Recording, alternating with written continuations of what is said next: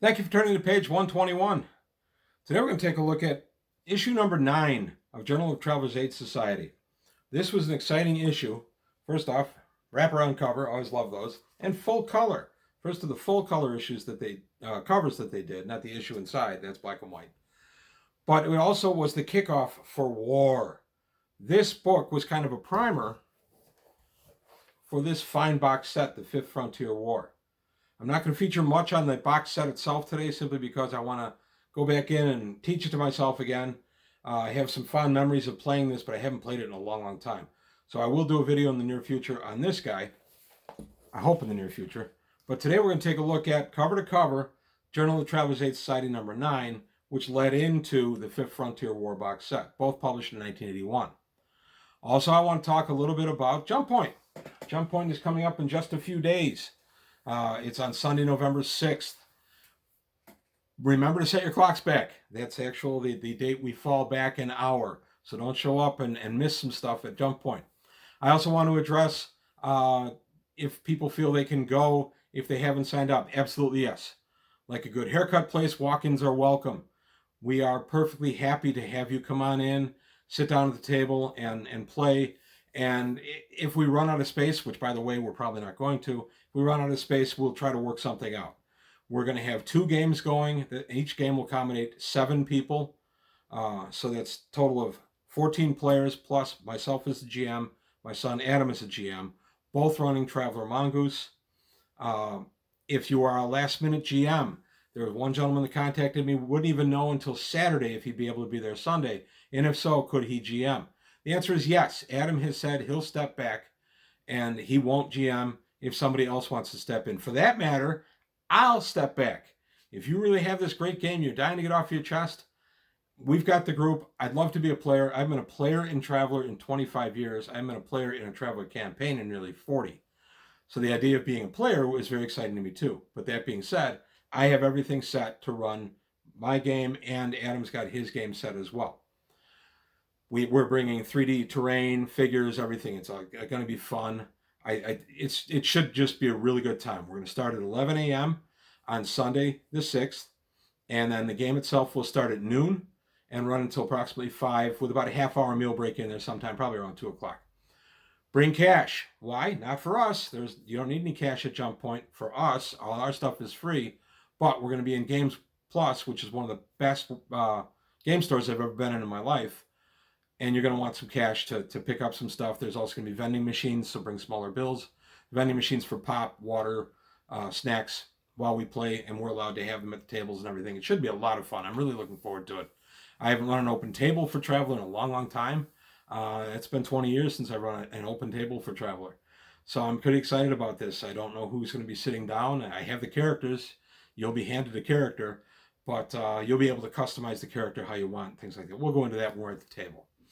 So Sunday the 6th at 11 a.m. We're going to go until approximately 6 p.m. with all the festivities. I'm going to do a little Traveler giveaway, some of my doubles from my personal collection, some stuff I've accumulated over the years, 1 or 2 little black books, Judges Guild thing here or there, maybe an issue of challenge, maybe some Mega Traveler. I haven't finalized that yet.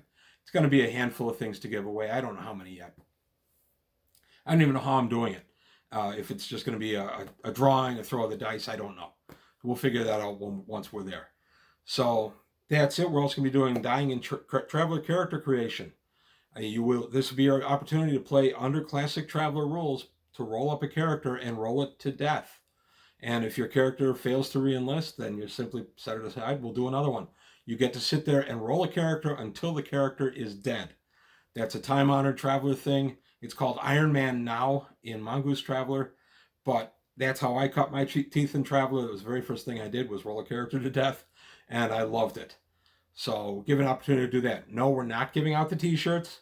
We're not giving out anything for rolling it. Well, we got one minor little thing for you. It's literally not much of anything. It's something we made up, but no, you won't get a t-shirt for it. So I don't want anybody thinking that when they walk in. Okay, that, and now subscribers. Yes, please subscribe. Channel's growing great. It's over 1,800 subscribers as of making this video, and growing. Let's keep it growing. I'm trying to grow this channel into something really big. so I can make improvements on it. I want to also look into some. I'm in contact with more and more of the actual traveler content producers in various fields, and I wouldn't mind looking into doing an interview with a couple folks. If you guys want to see that, let me know. I've done interviews before in past jobs. It's strange, but I have. But I'm not a professional interviewer, but I think that's kind of what I bring to the table. I try to do this as unprofessionally as possible, I guess. I don't know if that's fair, but I try not to bury this in professionalism. I want this to be a feel of people just talking to people about games. So that's it. Please subscribe if you haven't. Subscribers who have, thank you very much. I appreciate it. Patreon, still looking to grow the Patreon. Patrons, thank you very much. I probably would not still be here without your support. I certainly wouldn't be able to do some of the content I do without your support. And I want to keep that growing as well. So please take a look at both. And that's it for the sales pitches. Back to today's topic. JTAS number 9, War. Journal of the Traveler's Aid Society, number 9, War. As I said, this was the first of the color covers for this magazine, which in 1981 was a pretty big deal. TSR had color, but they were kind of the big dog on the block in 81. And a lot of the other people that were presenting had monochrome, which TSR had just a few years earlier, like Judges Guild had kind of a monochrome look, or just black and white. So that's the first thing that gets you excited about this. And then you open up and there's new games plus free games equals a good deal. A nice little send away for Game Designers Workshop. And we come to the table of contents here and all the articles that we'll be covering. One thing that's interesting is they don't put the year. Oh, they do put the year. There we go. 81. Okay. A lot of times it's hard to find what year these were published only looking in the book. I actually had to go to our good friend Travel Wiki to take a look. I thought this was 81. My memory told me it was 81. And now I see it in there. But Traveler Wiki also told me it was 81. From the management. This is from the late, great Lauren Wiseman. It's a nice editorial about kind of looking back on travel over the last couple of years that the magazine's been being published, and some forthcoming things, including the Fifth Frontier War. And that's what this issue is kind of a primer for. And now we're at Just Detected. This is a nice little feature that I used to like because it would tell us about forthcoming things from different traveler publishers, not necessarily just Game Designers Workshop. Ordeal by Eshar. And this is by the J. Andrew Keith and William H. Keith, the Keith brothers, published by FASA. And then we've got the Sorag, an excellent book on Zodani intelligence, Beyond by Paranoia Press. Space Gamer, issue 40, coming out in June of 81. Some Traveler 15mm miniatures from Martian Metals, and of course the excellent High Passage magazine. So just a nice little thing. Back in the early 80s, we had no common source for this stuff. It was literally your local game store. And if you were smart, you had a couple local game stores that, not smart necessarily. If you were lucky, you had a couple local game stores. And if you were smart, you went to them and you pretended you didn't know anything when you walked in. So all the various game store owners would tell you stuff, and then you could draw your own conclusions. Nice ad for Space Gamer magazine. I have a few issues of that. And then the Traveler News Service. And here we go. We start out in 186 of 1107. Electrified by the reported appearance of a substantial Zodani battle fleet at Rui. I say Rui. R-U-I-E. I call it Rui. Scarcely a parsec from the subsector capital. Flash, flash, flash, flash, flash. I mean, this was just exciting stuff. I got into Traveler in March of 81, and when I came in with both feet. I started looking around for items I could buy. I bought the little black books as soon as I get my hands on them, in the box set and everything. And I was still learning what else was out there for Traveler, and my Traveler GM presented this to our group and said, this is what we're going to be doing for a while. And we played quite a few games in the Fifth Frontier War. Now, it was funny. I came from AD&D. That was my first role-playing game. And so did my GM for Traveler. He and I started in AD&D together. And it was interesting. He got this from someone at college, Traveler, and brought it home and taught all of us how to play it. But it was interesting because at that point, D&D, oh, there's a war. Your character was at the forefront of the war. I didn't yet have an appreciation for how truly huge the Third Imperium is and the Spinward Marches themselves are. So I thought we'd be in there, bullets are flying and everything in the war, and we weren't. In Traveler, of course, unless you're playing a military campaign, you're on the periphery of such activity. And that's where we were. And I remember being a little disappointed the first game or two because I thought, well, wait a minute, this isn't the game I thought it was going to be. Well, then I grew an appreciation for the size of the scale, just the sheer scope of space. And that was one of the things that helped kind of educate me in that regard. And I always thought that was a good learning lesson for me. So here we are, Traveler News Service, a page and a half of pamphlet size, and it rocked our world.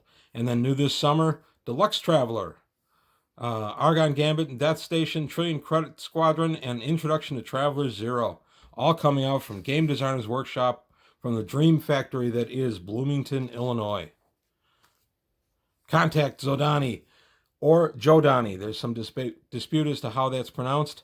I say Zodani. I pronounce it phonetically, but I have heard Jodani. However you want to pronounce it, that's up to you. This was my first look at Zodani. Didn't know anything about them. Thought they were really cool. Love psionics, always have. I realize what they can do to your Traveler game, but I loved them.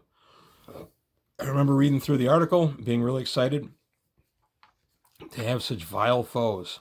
And the 45 18th Lift Regiment, Infantry Regiment. Again, this has to do with going into the Fifth Frontier War. We have to know something about some of the troops that are out there.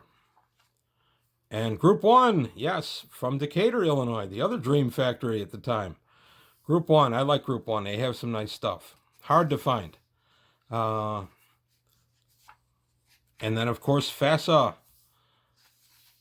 FASA did some beautiful work back in the day.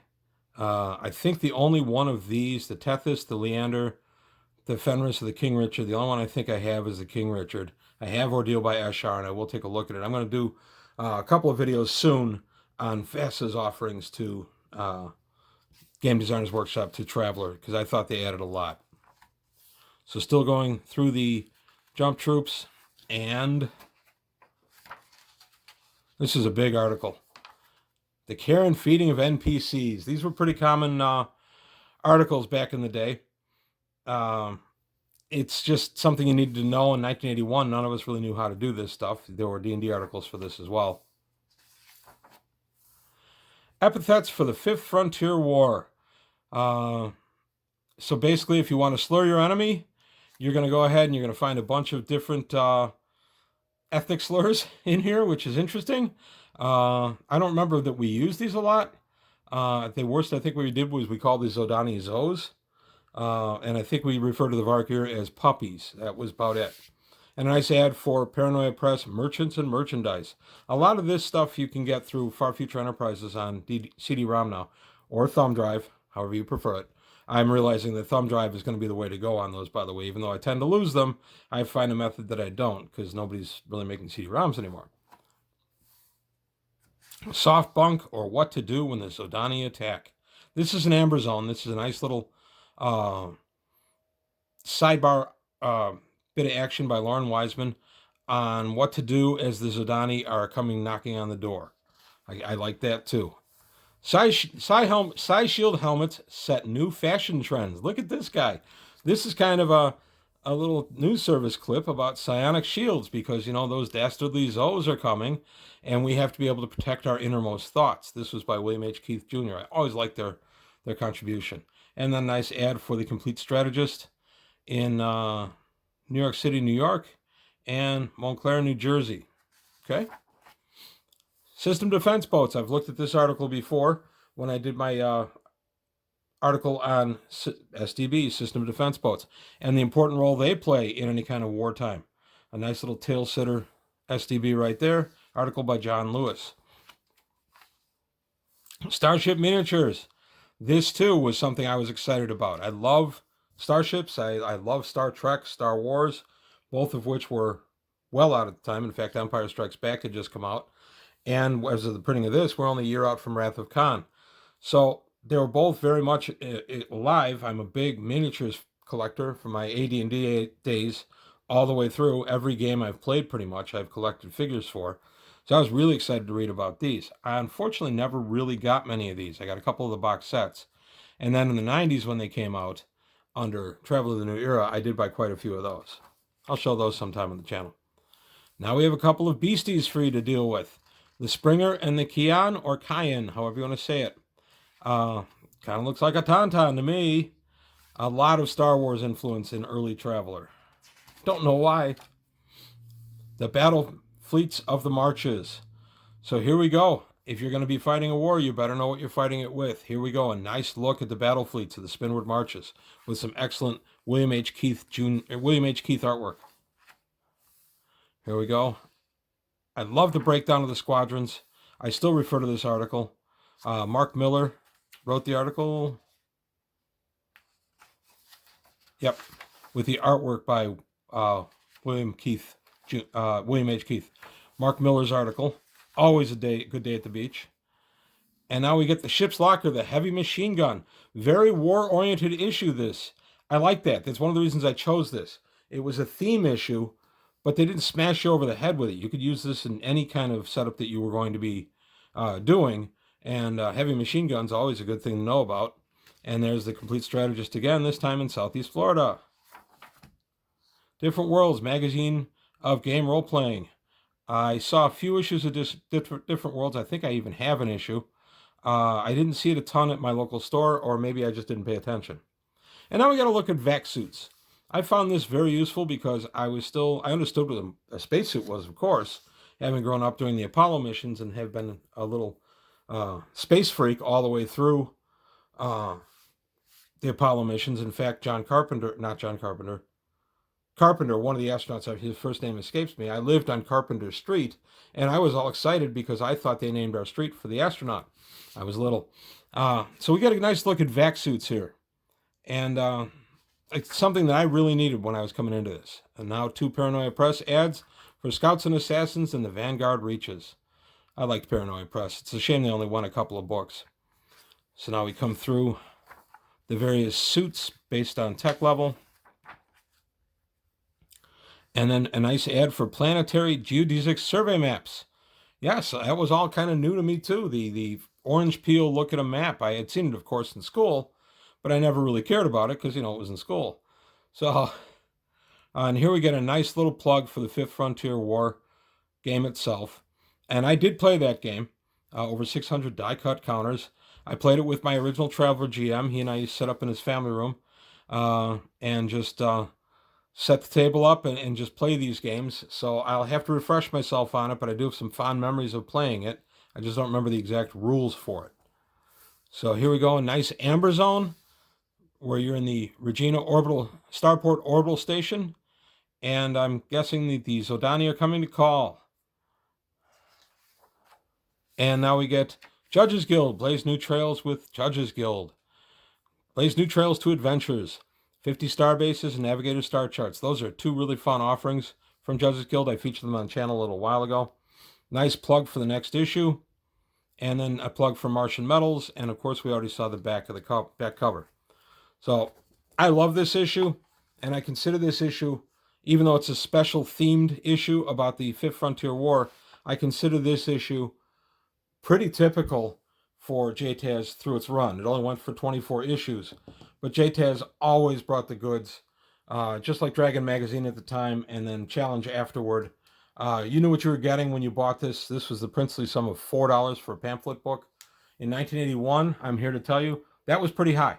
I realized that they had to do that, but that was pretty pricey. We were buying Dragon, a full-size magazine, with more pages for $3 at the same time. And all the supplements for Traveler were $6. So if I had to choose between a $6 supplement for Traveler or a $4 issue of JTAS, a lot of times JTAS lost. I bought the supplement. I was able over the years then in the 80s to go back and backfill my issues. But I always bought JTAS, just not every single issue, just because it was a matter of finances. But that's it. That's a nice look at JTAS, the war issue. I will do an unboxing and a little sample gameplay of Fifth Frontier War in the kind of near future. This is going to require some study on my part, and I don't want to sell it short, which is why I'm not really featuring it today. I just wanted to bring it in as a tie-in to this fine issue of JTAS. So that's it. I realized that I hit some of this JTAS when I did the overall view of JTAS itself, and then when I did system defense boats. But that was a year ago. I hope you guys don't mind. I rehashed a little bit. I just wanted to show the issue in its entirety. So if there's any issues with JTAS you want to see, or if you want me to feature other magazines, I love doing these flip throughs. They're just so much fun for me. And I don't look at these before I thumb through them.